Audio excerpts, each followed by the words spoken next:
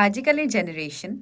জেন G বুলি যাক কোৱা হয় এতিয়া জেন জি কাক কয় মই নাজানো আই থিংক 2000ৰ পিছত জন্ম হোৱাখিনিক জেন জি বুলি কয় সেইটোতো এটা বিৰাট ডাঙৰ কনফিউজন যি কি নহওক এই জেনেৰেশ্যনটোক মই কিছুমান ক্ৰেডিট দিব বিচাৰোঁ জেনেৰেলি আমি খুব কওঁ ন জেন জিবিলাক অমুক তমুক কনফিউজড হেন টেন ব্লাণ্ট বাট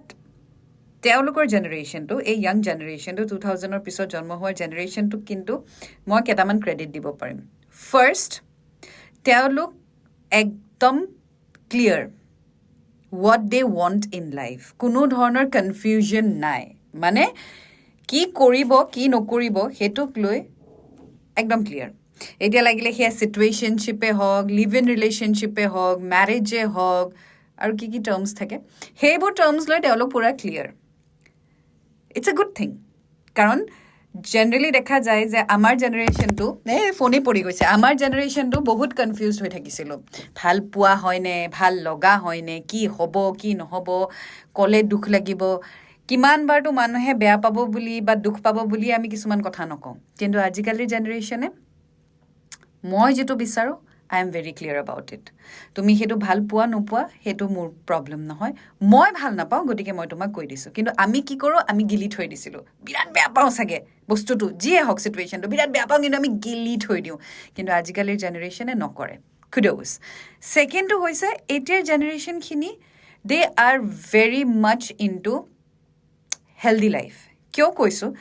আমি মানে মই এতিয়া জিম জইন কৰিছোঁ এতিয়া এইটো বয়সত আগৰ পৰাই আমি জিমৰ কথা ভাবিবই নোৱাৰোঁ বা আমাৰ জেনেৰেশ্যনটো এনেকুৱা হৈছে জিম হ'বেই না কিন্তু এতিয়াৰ জেনেৰেশ্যন এই 22 বছৰ 20 বছৰৰ ল'ৰা ছোৱালীবোৰ জিম যায় কিয় because they know' what fitness is they are very much into it এনেকুৱা নহয় যে শ্ব' অফ তেওঁলোক যায় because they are sure of what they want মানে তেওঁ হেল্ডিও থাকিব তেওঁ ফিটো হৈ থাকিব তেওঁলোকে বাহিৰা খানাও খাব যিমান কেলৰিজ খাব সেইখিনি হয়তো বাৰ্ণো কৰিব so' they are very sorted in that way সেইটো কাৰণে কুড'জ টু দেম আৰু থাৰ্ড মই আজিলৈকে যিমানক সুধিছোঁ যে কি হ'ব বিচৰা ইন ফিউচাৰ কি কৰিম বুলি ভাবিছা they are very clear about what they want to be মই ছ'চিয়েল মিডিয়া ইনফ্লুৱেঞ্চাৰ হ'ম বা মই ডক্টৰ হ'ম বা মই ইঞ্জিনিয়াৰ হ'ম বা মই অমুক হ'ম বা মই ছায়েন্স ষ্ট্ৰীমত পঢ়িম whatever they are very much sorted in that case কিন্তু আমাক যেতিয়া সৰুতে মোক যেতিয়া বেলেগৰ কথা নাজানো মোক যেতিয়া সৰুতে সুধিছিলে তুমি ডাঙৰ হ'লে কি হ'বা মই ক'লোঁ মিছ ৱৰ্ল্ড হ'ম মিছ ৱৰ্ল্ড তাৰপিছত যেতিয়া আৰু অলপ ডাঙৰ হ'লোঁ তেতিয়া টিচাৰ হ'ম আৰু যেতিয়া ডাঙৰ হ'লোঁ এয়াৰ হোষ্টেজ হ'ম আৰু যেতিয়া ডাঙৰ হ'লোঁ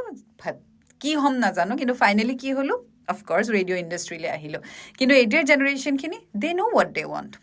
কুড'জ to you Gen Z I love it